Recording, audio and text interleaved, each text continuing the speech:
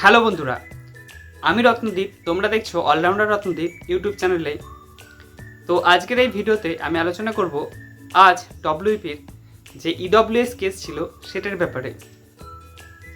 তো ইতিমধ্যে তোমরা জেনে গেছো যে ইডব্লিউএস যে কেসটা ছিল সেটার 20 জুলাই আবার ডেট দেওয়া হয়েছে। তো এক্ষেত্রে যে বিচারপতি ছিলেন উনি পিআরবির তরফ থেকে যে উকিল ছিল এবং পিটিশনারকে 3 জুলাই একটা রিপোর্ট জমা দিতে বলেছেন। পাশাপাশি বিচারপতি অনওয়ার্ডস ওই ব্যাপারটা নিয়ে কিন্তু অনেক ক্ষুব্ধ ছিলেন এবং তিনি বারবার এটাই বলেছেন যে 23-24-এর ক্যান্ডিডেটরা কেন 2026 সালের যে সার্টিফিকেট পাচ্ছে সেটাকে কেন ভ্যালিড করা হচ্ছে। তো এইভাবে বলা যেতে পারে যে হয়তো 23-24 জিতে যেতে পারে। তো সেক্ষেত্রে কিন্তু আবার হয়তো পিআরবি থেকে নতুন এডিট উইন্ডো দেওয়া হবে। যে এক্স্যাক্ট সংখ্যাটা বলছি, যারা 2023-24 আপলোড করেছিল তারা হচ্ছে 914 জন এবং যারা 25-26 আপলোড করেছে 1775 জন।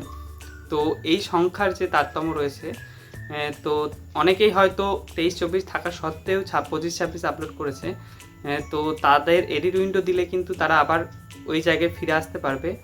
আর যাদের নেই তাদের যদি ইউআর কাট আপ ক্লিয়ার থাকে তো ভালো, না হলে কিন্তু তারা বাদ যেতে পারে। সেক্ষেত্রে হয়তো আবার রিপ্যানেল একটা বেরোতে পারে।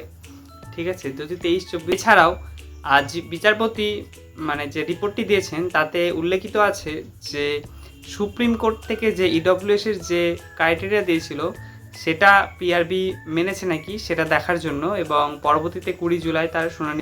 সুপ্রিম কোর্টের যে গাইডলাইন ছিল ইডব্লিউএস নিয়ে সেগুলো মানা হয়েছে নাকি সেটা খতিয়ে দেখবেন। এছাড়াও যারা ক্যান ফাইল করেছিল তাদের যে ফর্ম ফিল আপ তার আগের ডেটের নাকি তাদের সার্টিফিকেট সেগুলোও দেখবেন। তো এক্ষেত্রে কিন্তু 50-50 চান্স রয়েছে বলা যেতে পারে। এখনও পর্যন্ত শিওর নেই যে কারা জিতবে এই কেসে। তো যা হবে সেটাকে মেনে এগিয়ে যেতে হবে। এ বিষয়ে অর্থাৎ ইডব্লিউএস কেসে তোমাদের কি মতামত সেটা একটু কমেন্টে জানিও, আর চ্যানেলটাকে সাবস্ক্রাইব করে পাশে থেকো। ধন্যবাদ।